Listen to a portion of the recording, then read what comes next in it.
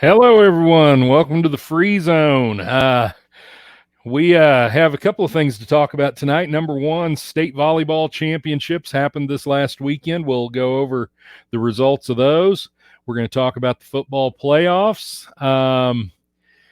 What we are going to avoid talking about is what everybody else seems to be talking about right now, and that is anything to do with the presidential election. I have found that is a subject best to just stay away from. Derek, what's going on? Not a whole lot, man. So you said you're going to talk volleyball. So volleyball is one of those sports that it's over now. They just did it all in a couple days. Yeah, it's over with. They had regional volleyball tournaments. Let's see, it would have been all right. The state tournaments were Saturday, Valentine, Halloween Day. The regional volleyball tournaments were the week before that, and this year they played a quarterfinal in the middle of the week. So they had the regional volleyball tournament. Then in the middle of the week, Tuesday and Wednesday, they played quarterfinal games. Then they only broke 4 teams in each classification to the state championship, and that took place Saturday. And the idea, supposedly it was a COVID thing, to cut down on the number of people there, number of spectators, and to get it all over with in one day and all that. I hope that that's the case. I hope that they go back to 8 teams break into the state volleyball tournament next year. Just because to me, the more teams you get there at the actual tournament, the more atmosphere, the more excitement you have. Hats off to those. You never I remember even when I was going to school, the girls that played volleyball, it's not like they just play one game. Like they play several games when they play. Like that's that's pretty impressive. Yeah, as a matter of fact, at the state tournament Saturday, they played 5 games, 5 matches in one day. Not 5 games, 5 matches. A match is best of 3 games. So potentially they played as many as 15 games. All right. And so, and that's the problem with trying to do it in one day. You end up with a whole lot of matches in one day. Whereas if you take 8 teams, you play pool play on Friday, and then on Saturday you play quarterfinals, semifinals. So in other words, you still end up playing 6 games, but you play 6 games over 2 days, 3 and 3. Which makes a little more sense than playing 5 games all in one day. I bet you had a lot of girls sawing logs on the way home from that. Yeah, that sure may be. Yeah. Put the headphones in and pass right out. Yeah. And everybody, of course, played 5 games, because you've got a round robin, and then you break to a semifinal game, and then there's either a consolation game or the championship game. So how did it all boil down this weekend? Who was the top of Kansas volleyball? That's a great question. Let's start with the smallest schools. 1A Division II. Your state champion was Hanover. The runner-up was Attica. 3rd place was Central Christian, and 4th place was Wheatland Grinnell. In 1A Division I, the big school division of 1A, you had Central Plains was the state champion. Lebo was 2nd, St. John 3rd, and Pratt Skyline 4th. By the way, we've talked about classifications in here before. So in volleyball, they break it into 6 classifications. You've got 36 6A, 36 5A, 36 4A. I think they stick with, I got to be honest with you. I'm not sure the formula. If they go to 48, I assume they go to 48 3A and 48 2A, just like with other sports. Then everybody that's left is 1A. And sometimes that's close to 100 schools. So that's why you have 2 divisions in 1A. Okay. All right. So in 2A, 1st place was Heritage Christian, 2nd place Smith Center, 3rd place Wabaunsee, and 4th place Hillsboro. In 3A, Sabetha are your state champions. Smoky Valley were the runners-up. West Franklin were 3rd, and Goodland 4th. In 4A, your state champions were Bishop Miege. Andale was 2nd, Ottawa 3rd, and McPherson 4th. In 5A, St. Thomas Aquinas won the championship. Lansing was 2nd. Bishop Carroll was 3rd, and Maize South was 4th. And in 6A, Olathe Northwest were your champions. Blue Valley West were the runners-up. Washburn Rural was third, and Garden City High School was fourth. There we go. I was looking for a town I recognized. Yeah. Yeah. Garden City's girls had a real good season. They ended up fourth at the state tournament, but they had a great season. And looked like they played pretty well at the state tournament. I am definitely not an expert on volleyball. I think I know most of the rules, and that's about the extent of it. But anyway, that's how things went at state volleyball. State cross country also went on. Guys, there's plenty of places you can check that out. Go to the KSHSAA website, kshsaa.org, if you want to take a look at how some of your favorite runners did in state cross country. Now we're going to take a quick look at the playoff brackets. Oh no, I just shut it instead of opening it. All right, we're going to take a quick look at the state playoff brackets. Out of the games that we talked about, some of those did end up being pretty interesting games. As a matter of fact, we picked one of our key matchups that we picked was Holcomb and Clearwater. Clearwater actually ended up upsetting Holcomb. Holcomb finishes their season at 7-2, and Clearwater advances at, I believe, 7. They improved to 7-2, I believe. Another interesting one to talk about, Dodge City did win their first round game, but unfortunately Dodge City has had some COVID problems since then, and Dodge City has already announced that they are going to have to forfeit their second round game against Lawrence. So Dodge City's already out in the second round. All right, so here's how the bracket shapes up. We'll start with 6A. In the East, we've got Olathe North 7-1 versus Olathe Northwest at 3-3. Northwest got here by beating Shawnee Mission West. We've got Blue Valley Northwest versus Blue Valley. They're both 5-1. Both of them won first round games. Let's see. Blue Valley Northwest beat Shawnee Mission East, and Blue Valley beat Blue Valley West.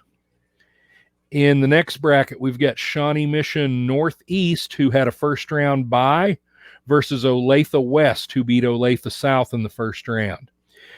That Northwest is 6-1, and Olathe West is 5-3. So we're getting to where we ought to start to have some pretty good matchups in some of these games. The last game in the east side of the bracket, we've got Olathe East 6-1 versus Blue Valley North 4-2. Now, in the top of the West bracket, the first game is Lawrence and Dodge City. And of course, Dodge City has had to forfeit that game, so Lawrence will advance. Lawrence advances. They're 9-0. They are the number 1 seed in the West. Also, we've got Derby versus Gardner Edgerton. Both of those schools are 5-2. Derby got here with a win over Wichita Southeast, and Gardner Edgerton a win over Wichita South. We've got 7-1 Junction City versus 4-5 Washburn Rural.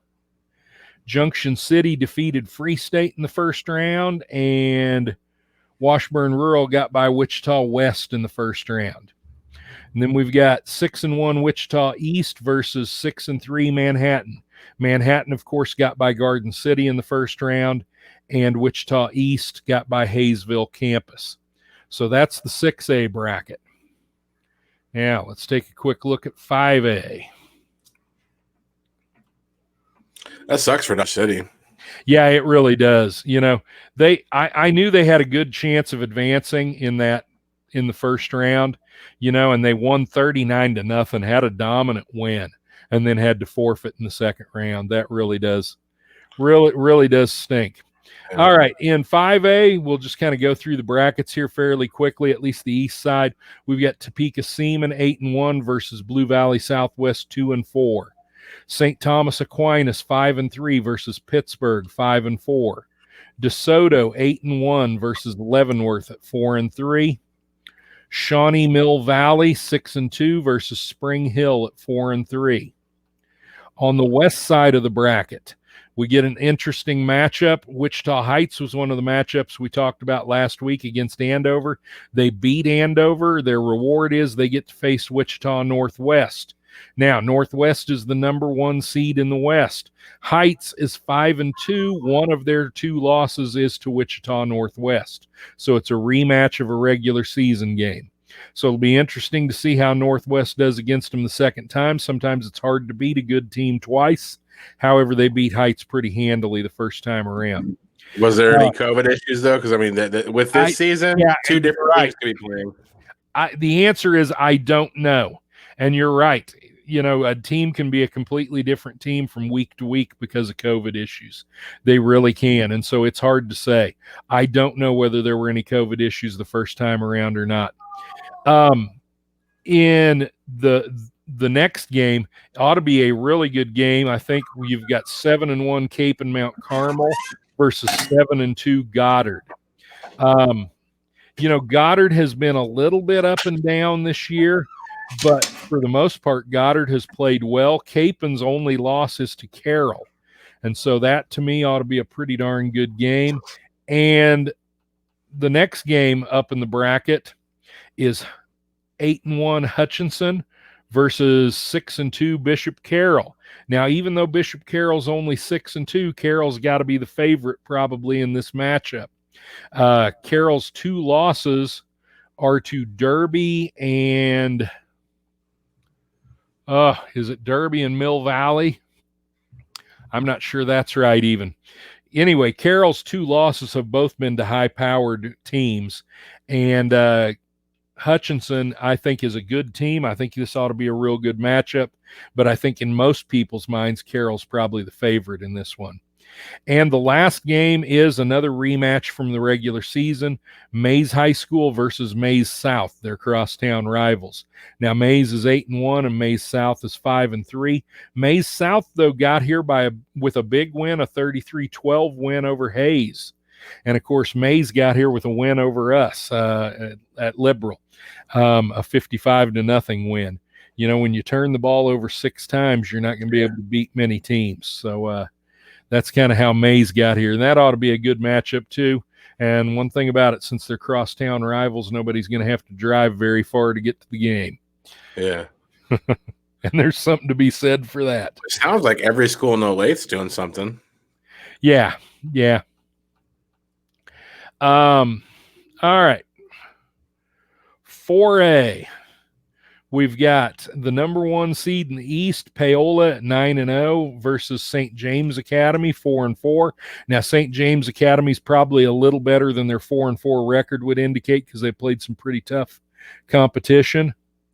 We've got Bajor Linwood at 6-3 versus Eudora, 3-6. Eudora was a surprise winner over Piper. Eudora was 2-6 coming into the first round. They beat 5-3 Piper 16-15. So Eudora, you know, they may have a little bit of momentum on their side. Fort Scott and Bishop Miege matchup. Fort Scott is 7-0, and I'm sure Fort Scott is a pretty good team. Miege is 3-4, but Miege's 4 losses have come to pretty good teams, so they're better than a 3-4 record would normally indicate. So I think that Fort Scott and Miege ought to be a pretty good game. I'm not knocking Fort Scott here. Fort Scott's a good team, but it would not amaze me to see Miege win that game. To be honest with you, I think it could probably go either way. I think it's probably going to be a real good game. The other game in that side of the bracket is Tonganoxie, 8-1 Tonganoxie versus 5-3 Lansing. Now we get to the west side of the bracket. The number 1 seed in the west side of the bracket is McPherson at 8-1, and they face 4-5 Augusta. 6-3 Rose Hill faces 5-3 Buhler. That ought to be a pretty good game too. I think Buhler has more experience in big games recently. That might give Buhler the inside track, but that ought to be a pretty good game right there. Andover Central, 7-1, draws 3-6 Ark City. Ark City got by Wellington High School in the first round. I'm not real sure when the last time Ark City won a playoff game was, but it would not surprise me if it's been a while since Ark City's won a playoff game. I sure can't think of one that they've won in recent years. Now, I may totally just be missing one, but I can't think of one. Yeah. So good to see Ark City advance there. However, they are going to have to get by Andover Central to advance to the next round. El Dorado is 5-2. They won their first playoff game in school history, I believe. I read that in an article this afternoon. And they face Wamego, a 5-4 Wamego team in the second round. I got a nephew on that team. At Wamego? Yeah. Yeah, cool. And that rounds out 4A. So let's take a quick look at 3A now. Yeah, Wamego, they stream their games generally. And so my wife's brother will tag us on Fridays. And he's playing for them, but they seem to be doing all right. Yeah. Wamego's usually got a pretty good program. They're one of those that just year after year is usually pretty good. I have not had a chance to watch them this year, so I don't know how their team this year compares to some of their past teams, but they're usually pretty good. All right, in 3A on the east side of the bracket, we've got 4-1 Girard. Now, Girard was a surprise winner over Columbus. 3-5 Girard knocked off 8-0 Columbus, the number 1 seed in the East there in the first round. And so Girard's in the second round at 4-5. They face Lacine Prairie View, a 7-1 team. Topeka Hayden at 8-1 will take on 8-1 Perry Lecompton in the second round. 8-1 Burlington faces 5-4 Frontenac. And 7-1 Holton faces 3-4 Baldwin to round out the east side of the bracket. And that game, let's see, no, it'll still be played Friday as well. On the west side of the bracket, the number 1 seed is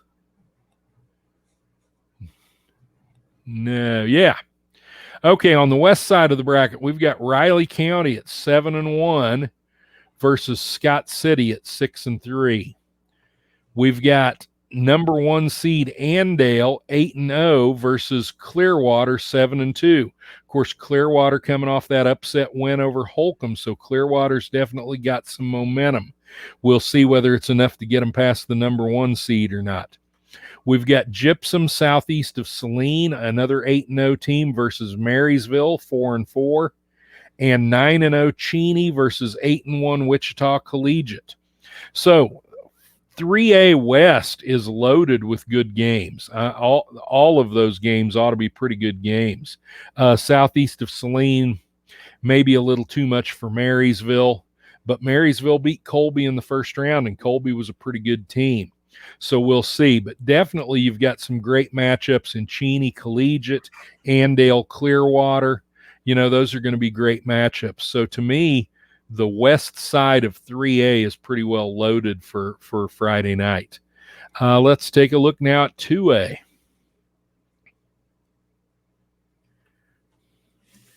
In Class 2A, we find Pittsburgh, St. Mary's, Colgan.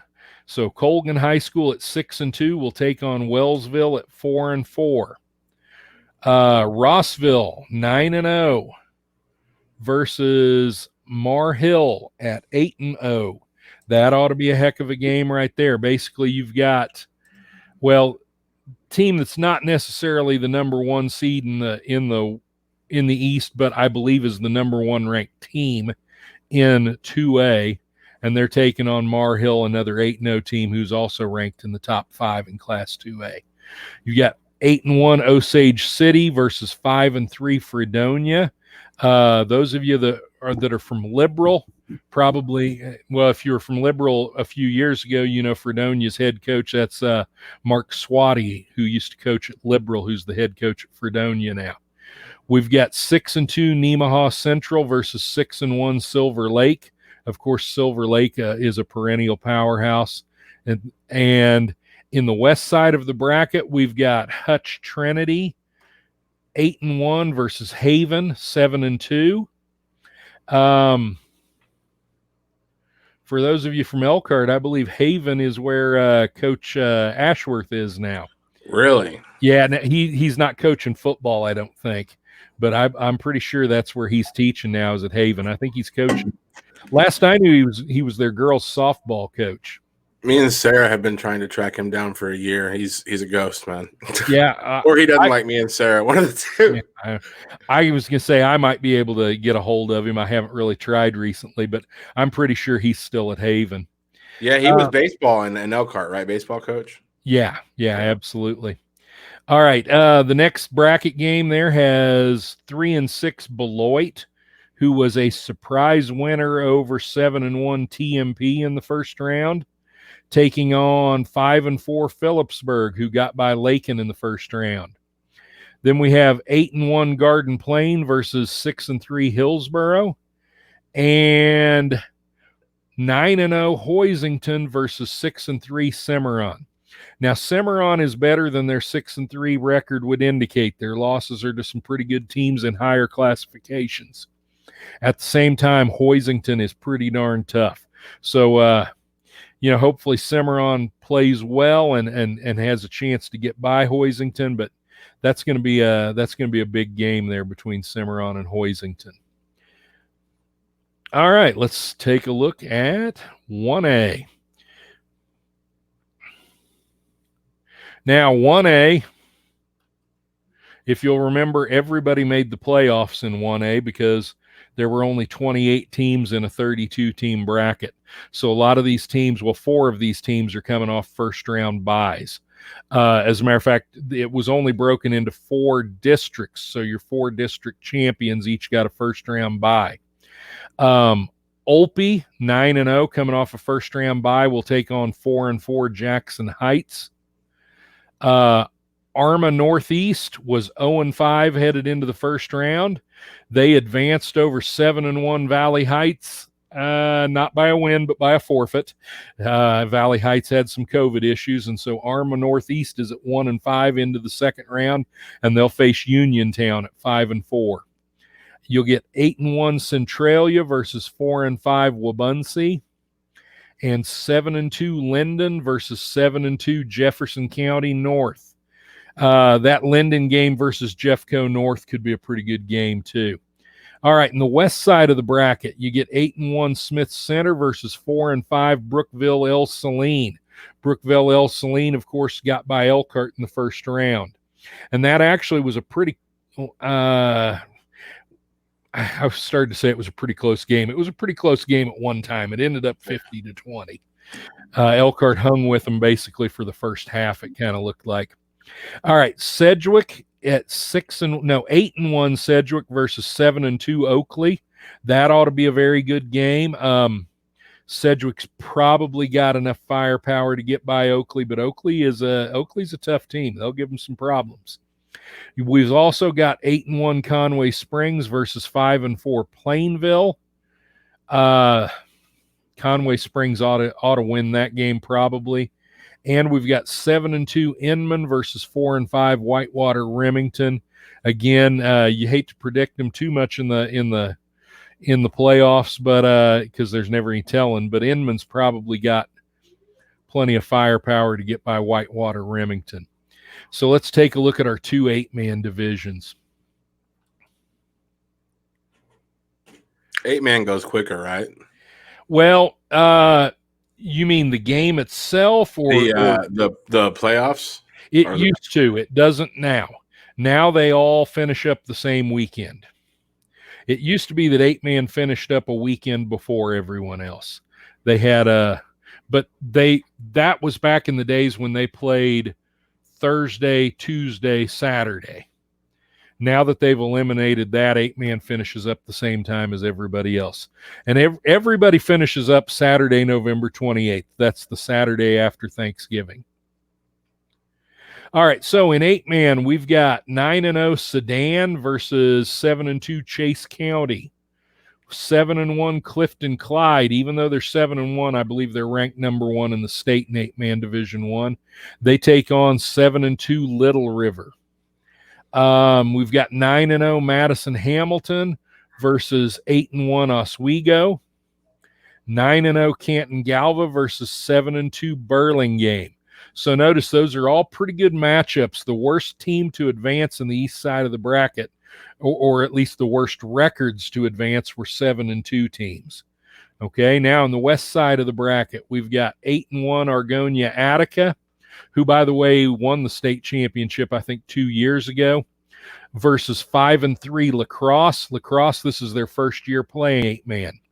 We've got 9-0 Wichita County, the number 1 ranked team in the state, versus 4-3 Atwood Rollins County.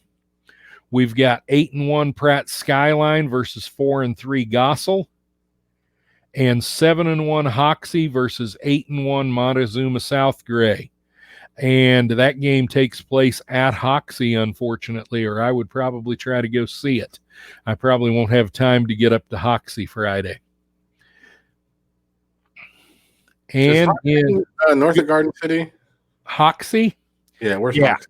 Yeah, it is north and I think west too. Yeah, okay, yeah, I thought there was, yeah. Yeah. All right, 8-man Division 2. On the east side of the bracket, we've got 9-0 Colony Crest versus 6-3 Hartford. 7-0 Hanover versus 7-2 Axtell. 9-0 Lebo versus 6-3 Waverly. 7-2 Beloit St. John's versus 5-1 Frankfort. And then in the west side of the bracket, 9-0 Victoria versus 7-2 Sylvan Lucas. 7-2 Coldwater South Central versus Wheatland Grinnell, also 7-2. We've got 7-2 Caldwell versus 6-1 Claflin Central Plains, and 6-0 St. Francis versus 6-3 Buckland. I may go watch one of those games. I might get over to Coldwater. They play at 6 o'clock. I could probably watch that game and still be home before 2 in the morning. So I don't know, but if I go to a game, that will probably be the game I'll go to, is go watch Coldwater and Wheatland Grinnell play.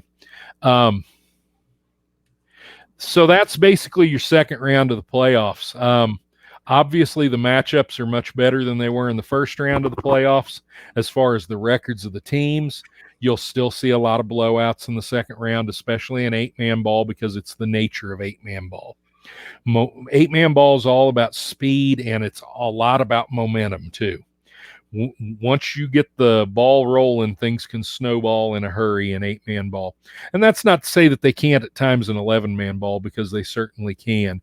But 11-man ball is a slightly more cerebral game than 8-man ball is. It's a little slower paced, and things aren't quite as likely to get out of hand. It's kind of like that. It's still 11-man, but that, I think it's 11-man, that arena football that tries to take off every couple of years on TV. Yeah. And actually, it's great that you brought that up. Arena ball is actually 8-man football. Oh, okay. It's basically professional 8-man football. Now, it has some rule differences from your high school 8-man football, but it is, yeah, they're playing with 8 guys. I'm not sure that I know all the rules right off the top of my head of arena football, but, yeah, I think you have 3 interior linemen. Everybody else is eligible. I mean, it's action packed. Yeah, it's fairly similar. It is very action packed. It's very similar to 8-man ball in a lot of ways. It's played on a similarly sized field. I think maybe even smaller. I'm not sure what the length of an arena field is. It might be 80 yards. I'm not sure. I'd have to look that up and see what the dimensions Dodge City had a team 5 or 6 years ago. I don't think they made it the whole season before, like, they bankrupted and left. But yeah, they did it in the that center, that Civic Center or whatever they built. So yeah, I don't know exactly how big, but I don't know. I think that would be pretty cool to go watch, because I think going to watch an 8-man, we've been talking about it all season. I think going to watch an 8-man game would be cool, but going to like go arena and watch it, that would be really cool. Yeah. Yeah.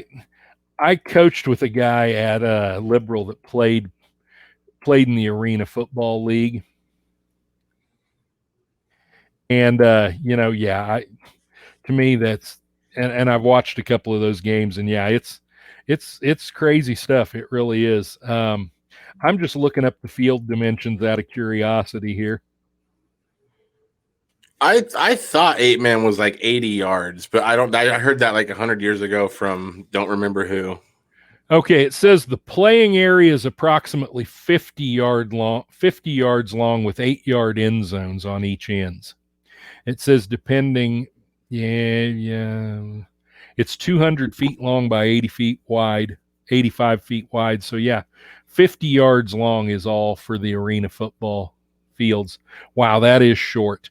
Okay, so 8-man ball in Kansas, you play on an 80-yard field. So it's obviously a bigger field than the arena football is.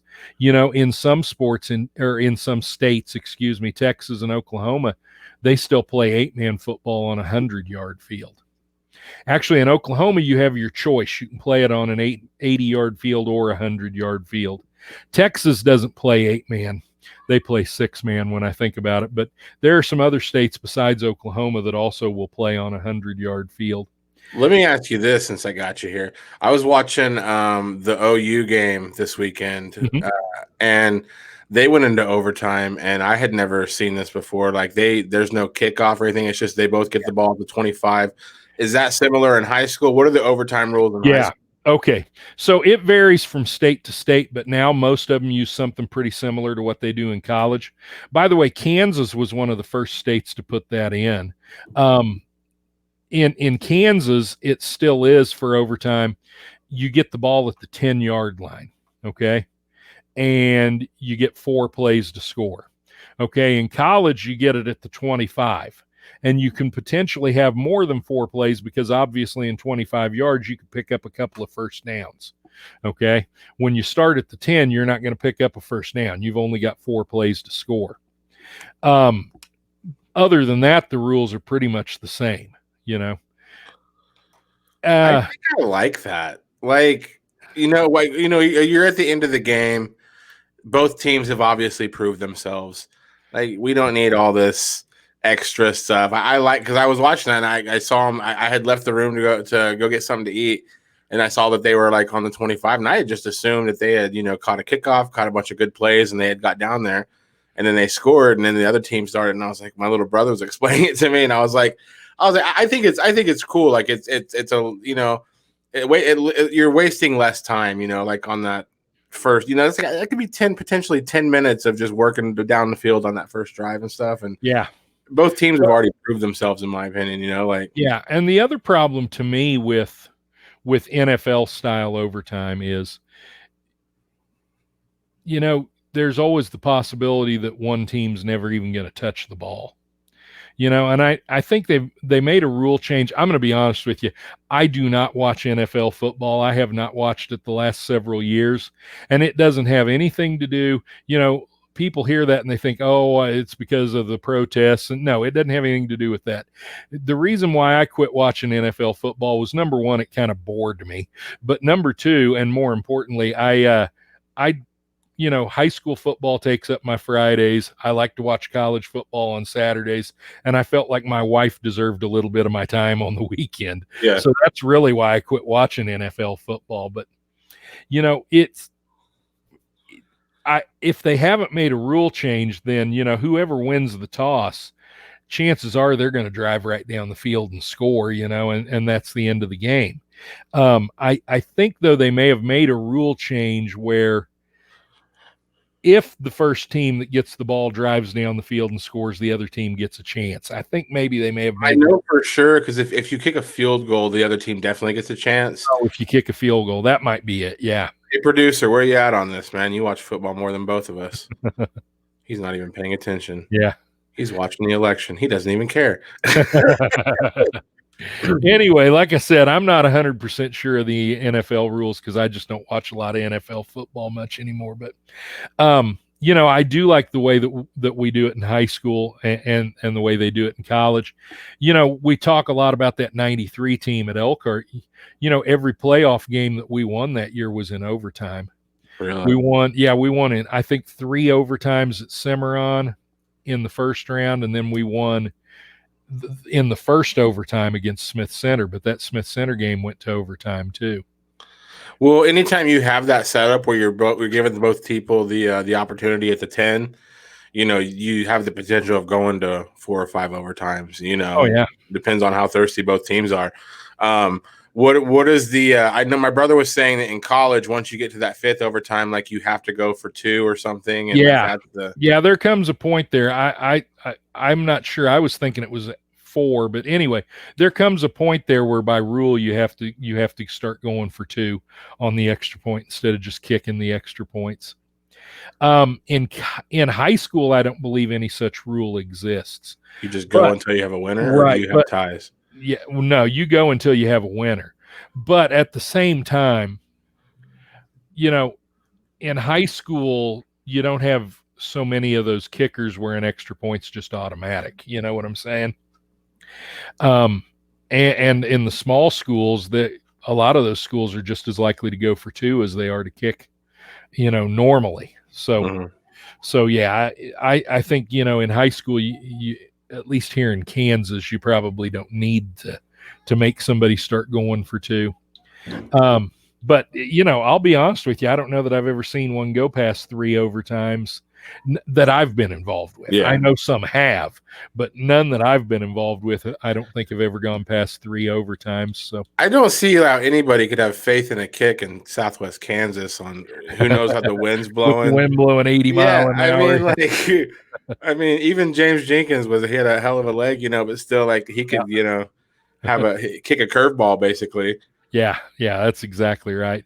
And that's the thing. You just don't have too many kids at the high school level that are, those pros, they're pretty much automatic with those extra points. It is a great rarity when one of them misses one. And even in college, most of them have pretty good kickers, definitely your big time programs, they have kickers that are fairly automatic. But in high school, yeah, it's a little rarer to have those kickers that are just automatic on the extra points. With the season winding down, what do you and the other football coaches does anybody else on your crew, are they doing other sports or? Oh yeah. As a matter of fact, like Trace Haskell that's been on the show with us, he's going to be the interim head basketball coach there at Liberal this year. We have several that coach other sports. Garrett Walker is the powerlifting coach. Although I don't know that any powerlifting meets are going to, I've heard that they may do virtual meets with powerlifting. We've got a couple that coach wrestling, several that coach junior high wrestling or basketball. So most of our coaches do coach other sports. Can't think of anyone we have that coaches just football, not on our high school staff. Now some of us may not coach in the winter. I don't, but then I coach track in the spring. So most of us do coach other sports, even if we don't necessarily coach a winter sport. Yeah.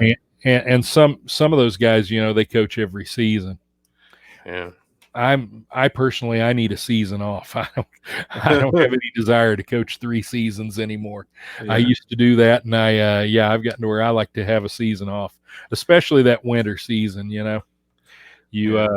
cut into your holiday time, and you have to get up early in the morning when it's really cold. And I would just plus you have no chance to be a spectator of any of your sports at your school. You're always busy. Yeah, that's true too. Although I'll be honest with you, most coaches, and I've got to include myself in this, most coaches are not very good spectators. I am a horrible spectator. I go and try to watch a football game, and it always sounds great. And I sit for 10 minutes and my ass is sore and I can't handle it anymore. And, I get up and walk around, and I'm a horrible spectator. I really am. I try to do it and I just don't. It's just, I've coached too long. It's hard for me to be a spectator. Yeah. I mean, I enjoy going and watching other games, but I mean, I can't just sit in the stands and, I got to get up and move around and do some things. But you're a radio guy, right? You'll listen on like the radio on Fridays Yeah. and stuff. Yeah. As a matter of fact, I will, a lot of times, especially if there aren't any games very close, I'll drive around and listen to, 3 or 4 different games on the radio, just kind of flipping back and forth between them. Or I'll even get on, if they're live streaming them, I'll get on the computer and I'll try to live stream 2 or 3 or 4 games if possible. Yeah, I will definitely. I have kind of a short attention span anyway, so that's probably a good way for me to do it, flipping back and forth between 3 or 4 games. Yeah.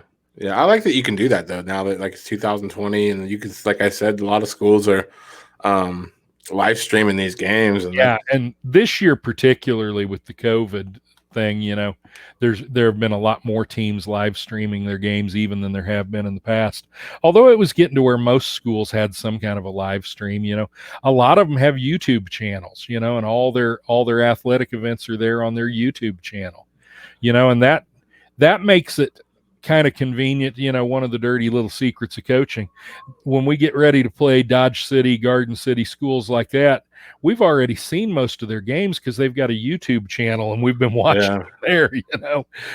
Now it's not quite the same as having it on Huddle where you can do a breakdown and all that, but we've already been looking at your games on YouTube, before we start getting ready to play you, probably, if you have. Do you think all these changes that were implemented because of COVID, say like a year from now, hopefully, God willing, COVID is a thing of the past. Let's hope. Do you think that you'll see schools still implementing online learning for people that just was really beneficial for? Well, that's a good question, because there are going to be some students that excel in online learning.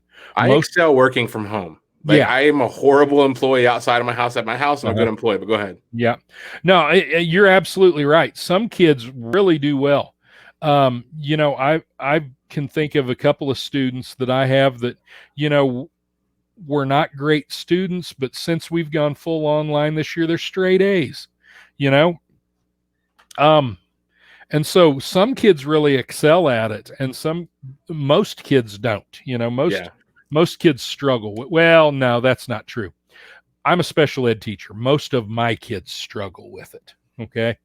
As far as the general student population, I don't think that that's necessarily true, but it's going to be what's best for some kids.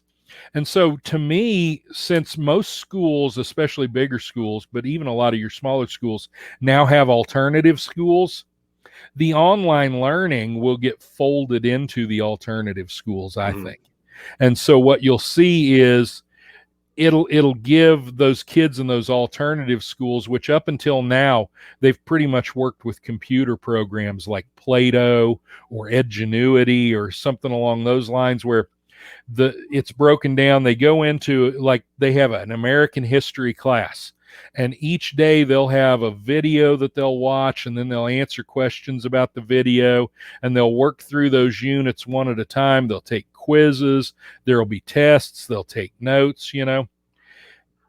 Now, let's say, rather than doing it through Edgenuity or Play-Doh, maybe you've got a teacher that, last year they already put all of their American government stuff online anyway. Maybe you're just going to take your American government online remotely through your regular teacher, rather than, use an Edgenuity or Play-Doh or something like that. It will certainly give those local schools much more control over their curriculum for their alternative students than it would just turning it over to Play-Doh and Edgenuity. And they might even be able to save some money doing that. I don't know. Yeah. It just kind of depends on circumstances. Because I think COVID will leave a mark on every industry. Like, we'll do things differently because of COVID. Absolutely. Yeah. That was one, when the whole thing first started, back in like March of this, well, I guess it was still this year. It seems like it was last year. Last school year is really what I mean. I think in terms of school years, because I'm a teacher. So back in March when this happened, I can remember, a couple of people asking me, so when will we get back to normal? And, even then, before we knew much about the disease, I just know enough about education and about society that, I was telling them then, guys, we're never going to get back to normal. I mean, this is going to leave, permanent marks on the stuff we do. There's going to be a new normal. And I hate that phrase. I've heard it so damn many times that I never want to hear it again. But yeah, I mean, we're never going to get completely back to normal. There's always going to be some after effects of COVID and what it's done to us, until the next thing comes along that does something funky to us, Yeah. But COVID definitely knocked us for a loop more than about any other thing I can think of in my 30 years of teaching. I have a Facebook friend who called it a hoax a few months ago. Now they're really sick. Yeah. So it's one of those things that's like, oh, this is real. Like, and I'm not even judging. That's fine. Like I think we should be leery of everything you hear, but like now he's got it. And I'm just like, yeah, man, that's really bad, man. He says he feels terrible, man. He's just like, yeah. And he's like, I can't work for 2 weeks and I feel awful. Yeah. One of the real problems to me, and it's has nothing to do with the disease. It has to do with our society and where we have come as a society. But one of the things to me that was the worst about this is this disease got politicized so quickly that now nobody knows what to believe about anything, because one side swears up and down that this is the truth and the other side swears up and down that this is the truth. And, and perfectly rational people suddenly lost that rationality because of their political ideology, and they believed this because they're of their political ideology, or this because of their political ideology. And it has made some people that I know that I used to have some respect for say and do some of the stupidest things I've ever seen in my life. And I know automatically when people hear that, they're going to think I'm picking on one side or the other. I'm talking about on both sides. Yeah. I mean, people have just thrown common sense out the window, some people, because all they see is a political ideology. This doesn't have anything to do with politics. This is a disease, I didn't hear that. COVID didn't vote for anybody. Yeah, exactly. But, instantly it became so politicized, and it just, there are certain things that should not be political, and matters of public health are definitely one of those. Yeah, but both sides politicized it. It's not like it was all one side, or both sides politicized. Yeah, we're pretty good at politics. Well, it was an election year, so it's exactly. But like the reason we were talking about it is like because I've started working from home because of COVID in the last year, right. And I've always been terrible at having a job. Like I could do my tasks. I was like, I got along with everybody, but I always had like just a set amount of anxiety. Like that was a good day. It was like up to here, and like working in the same, I work right here where I'm sitting. Like I'm in my house. Like I can hear my children in the other room. Like I work with peace now. Like I come to work every day, and I don't have that added level of anxiety of just being out of my circle, just being in a place, or I have to dress a certain way, and like I think that, I think a lot of students do deal with mental stuff like that, where just their environment, being in a classroom, being around a bunch of people, could make them, could hinder their learning because they're too busy thinking about other things than what you're saying, Yeah, absolutely. And that's why some kids have really excelled in remote learning and others have really struggled. Everybody's different. Everybody learns differently. Everybody's wired differently, And yeah, so for those kids that do well with it, hopefully, like I said, it's something that we can fold into our existing alternative programs, and keep it around. Hopefully that becomes an option for students. It becomes more of an option that schools can offer. They could do it right now. There's nothing really standing in their way, or they could have done it before COVID. Edgenuity and Plato and those programs that they use in those alternative schools are almost all web-based. So you can do them anywhere where you have internet access, And so it would have been possible for those kids to do those classes remotely already. Now, the reason why you didn't have them do it remotely before was funding. Okay. Yeah.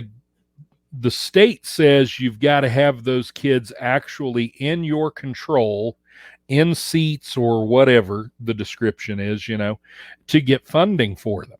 Okay.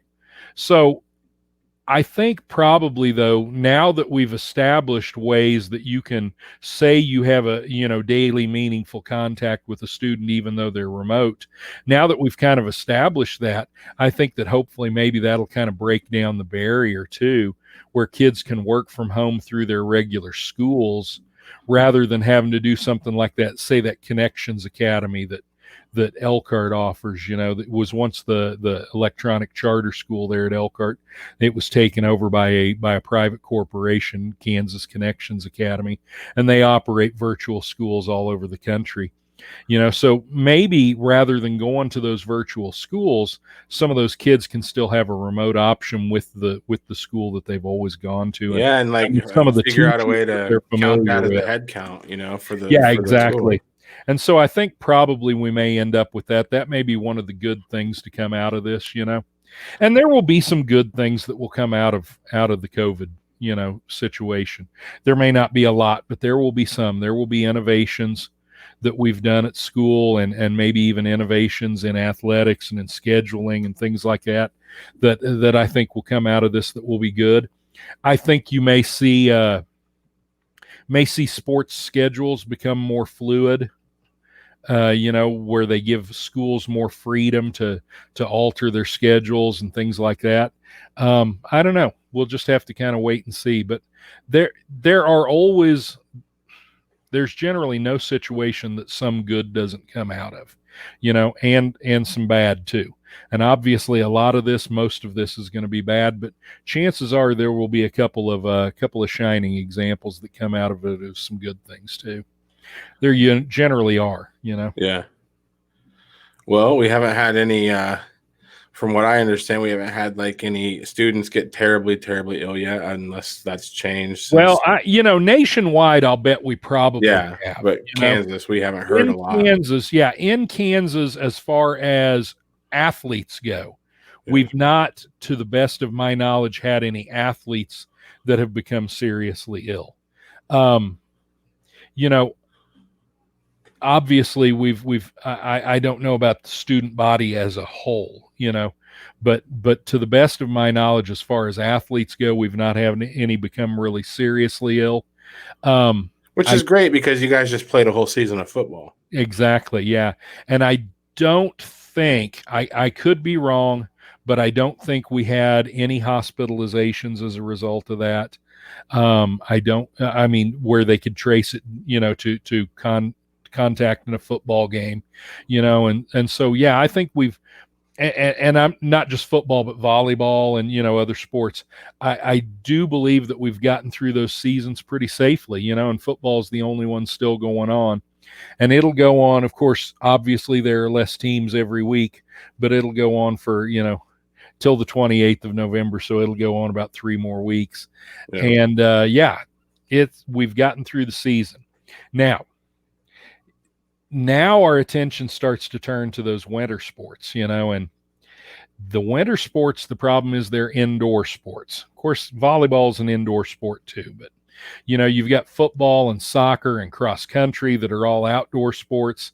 Now in the winter, they're all going to be indoor sports. And is that going to make a difference? I don't know.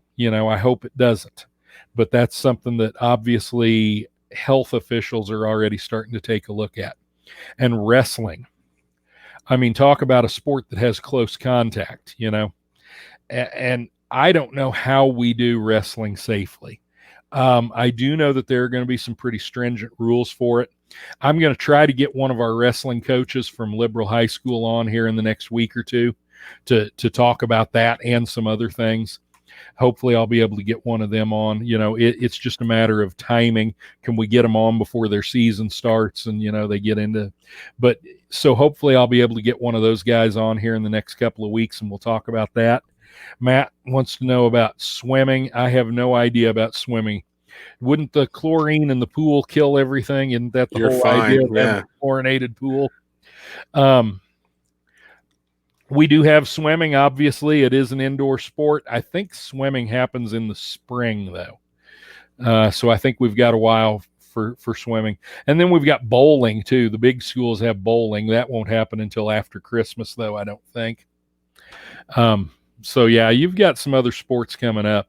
To me, though, the real concerning one is wrestling. I mean, basketball, obviously, you've got close contact, but nothing like the contact you've got in wrestling. And I'm sure we're going to see crowds probably, severely limited because it's indoors. So that's something you're probably going to need to be ready for.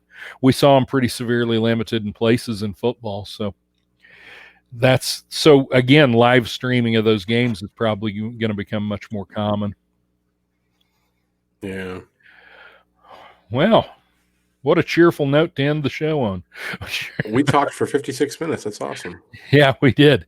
Hey, guys, thank you for tuning in tonight. We appreciate it. We're going to go to just Wednesdays, I think, from here on out.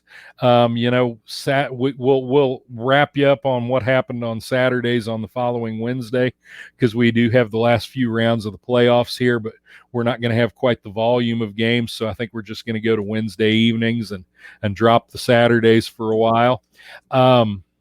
We've enjoyed having all of you with us. It's been a great season. We've gotten through the season. We're not quite through with the football season, but we've gotten through these fall seasons and things have gone pretty well. I'd like you to support Derek and the other guys at Back Home Media.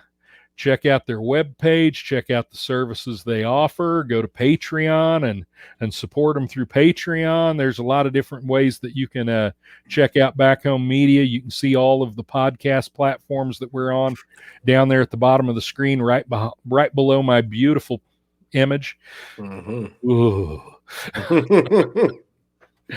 Trace Haskell. Coach, how'd the basketball meeting go today? He's already got his profile pic switched to a basketball court. Yep, sure enough. He's getting ready. Yeah, he is. He's geared up. So check out Back Home Media, guys, and we'll talk to you next Wednesday. And hopefully maybe we'll have a wrestling coach with us. Whether we have a wrestling coach with us or not, we will be talking about the playoffs and how those are going, and we'll talk to you next Wednesday. Thanks a lot. Well, I don't think and I thought it, that's different. I said what I said and I meant it, or lamented. Words given weight without thought in a person, the way that I talk and the way that I ought to be able to pause and to say that the fall can be placed on my arms. To this playful assault, to disgrace in its arm. Pray for the day they could wait for the calm. You can't control the storm, only weather it, whether it's 5 weeks and 5 days of rain sideways, or scorched earth, search for death or water, left with all the thorns, with the petals gone, settle on the breath of autumn. If the crown fits, wear it, the crown fits. If the crown fits, wear it.